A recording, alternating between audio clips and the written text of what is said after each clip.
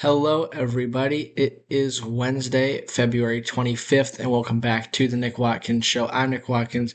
Let's get into it. We're going to start today with basketball. And we got every sport to talk about today, so that's exciting. But we're going to start with basketball from last night. We're going to start with the Warriors, who unfortunately somehow lost to the New Orleans Pelicans by a score of 109 to 113. And the Pelicans really controlled this game for the duration. And yeah, D'Anthony Melton had 28 points. Guy Santos had 15 and 12. Moses Moody had 24. Pajemski 16 and 15.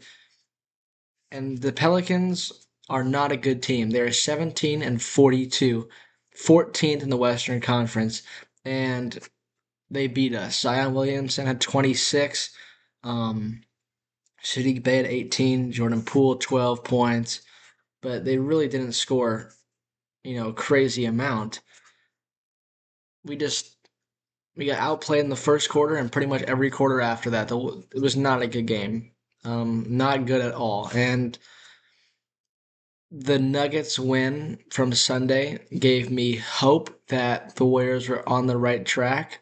And this win erased all of the progress that we made with that win. And now we're back under 500 since the All Star break, which I said was a key to stay over. That did not work out.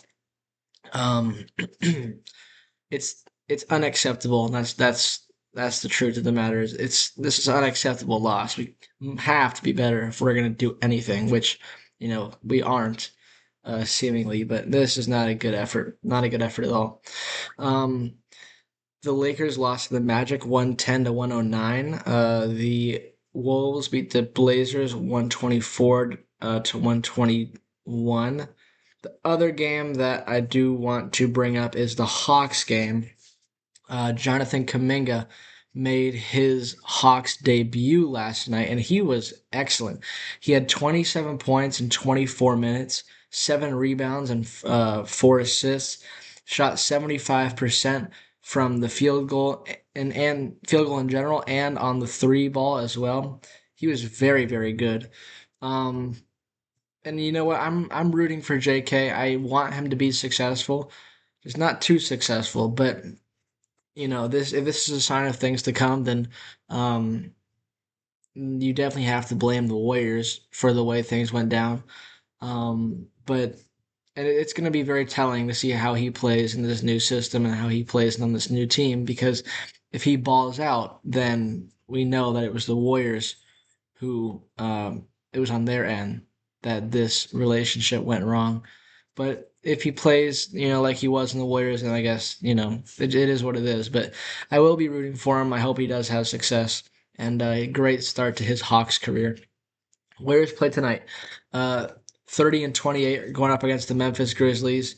Um, this they are also not a very good team right now. 21 and 35. If we lose this game, then I don't know.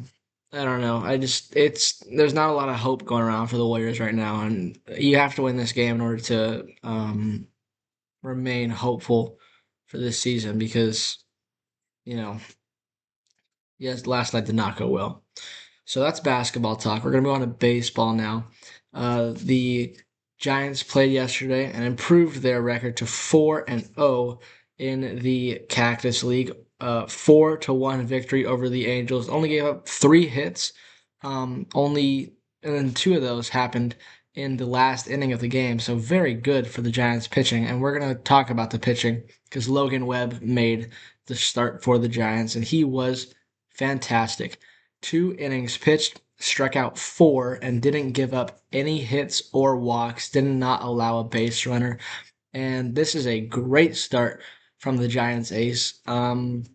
He probably will make one more appearance for the Giants before going on to play in the World Baseball Classic with Team USA. He'll be the starting pitcher in the first game for the United States and he hopefully will make multiple starts throughout this tournament if the United States can go deep into the tournament. Great sign. Logan Webb had such a good year last year. Struck out over 200 batters for the first time in his career. And in just 2 innings, he struck out four. So it looks like he's keeping that pace up. He's Logan Webb is such a dog, and he's very underrated in my opinion. We kind of, even as Giants fans, kind of take him for granted how good he is because he just comes in and he does his work. He's a workhorse. He gives you innings consistently, and he strikes out batters now. He's such a special talent, and he's so humble about it too. It's kind of why he doesn't have that national recognition is because he's just such a humble guy. And he goes out there every fifth day consistently, and he's a great pitcher. And that's what I love about Logan Webb is he's so consistent with his innings and with his starts. He's just such a good pitcher, and we're definitely blessed to have him. One other pitcher that pitched, actually, a lot of pitchers did pitch yesterday. Ryan Walker had his first appearance and looked shaky before getting out of the inning with a couple of strikeouts. So that's a good sign that in a high leverage situation, he could get out of it. Keaton Wynn also had a strikeout in 1 inning. Matt Gage looked good. But the main pitcher I want to talk about is Landon Roop, who is kind of like Logan Webb light in a sense. He came up.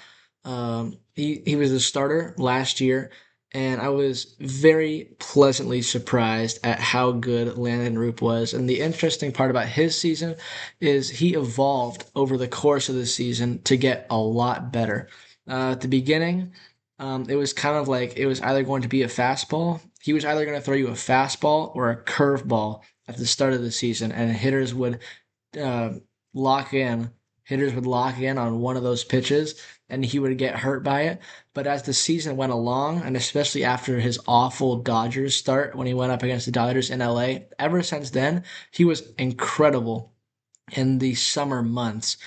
He added a nice changeup. He worked on the changeup and the cutter as well. So he's got 5 pitches that were all working for him last summer.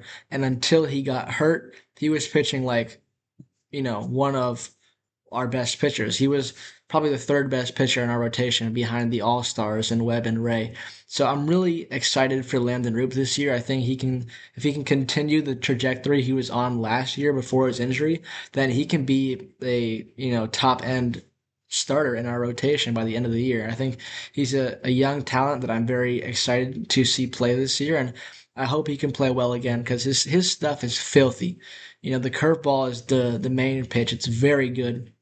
And then I called him Logan Webb light because he has kind of the same mix. He's got the sinker ball and the changeup, and then added the cutter and a four seam, like Logan Webb did.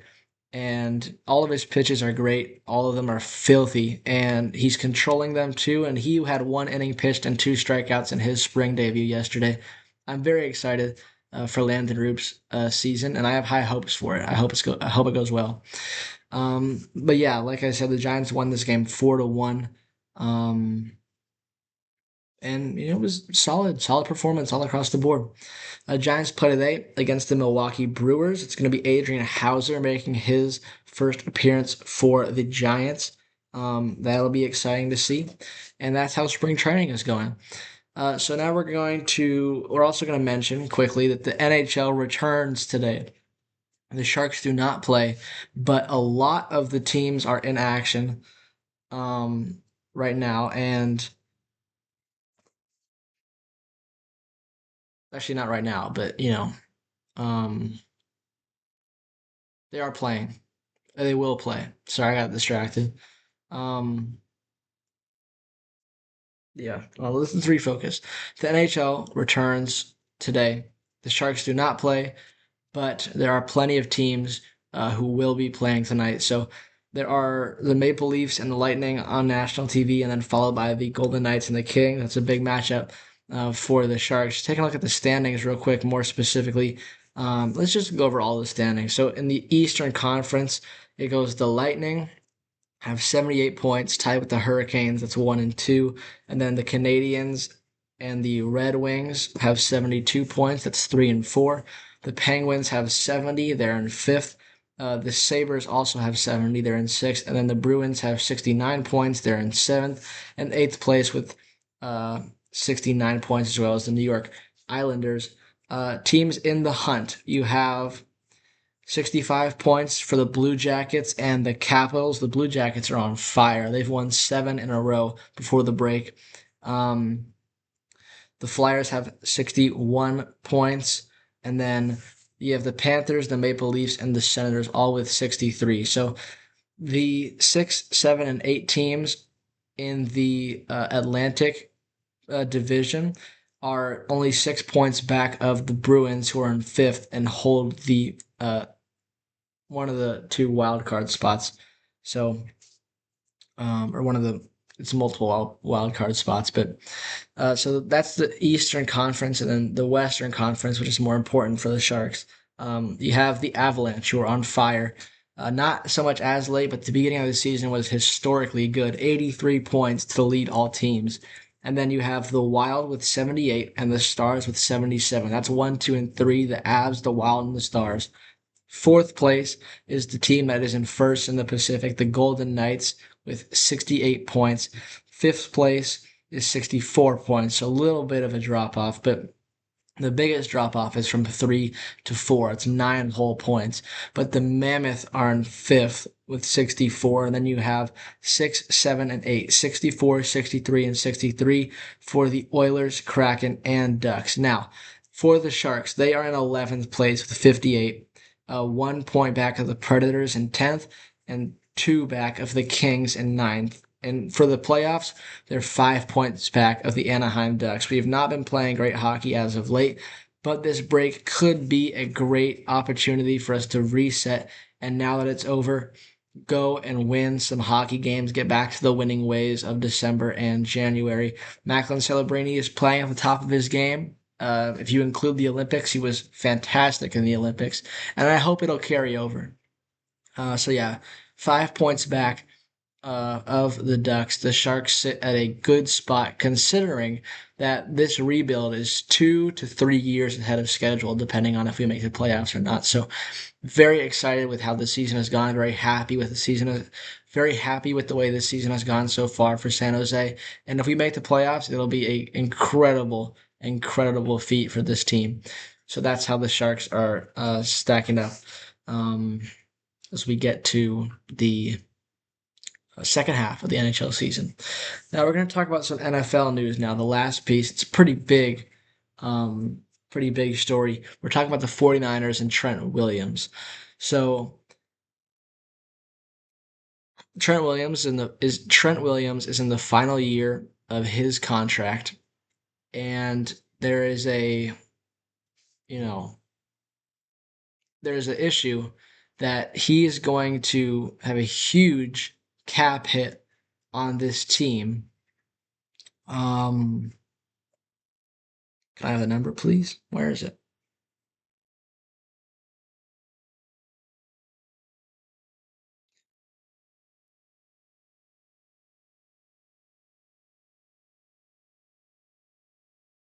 Sorry, I'm trying to figure it out, but because this article is not.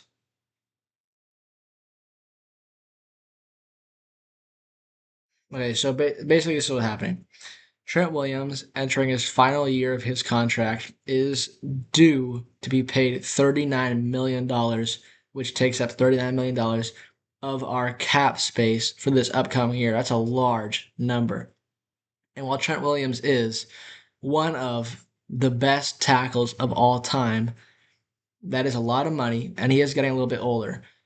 So the issue is, will the 49ers trade him or release him in order to save that money?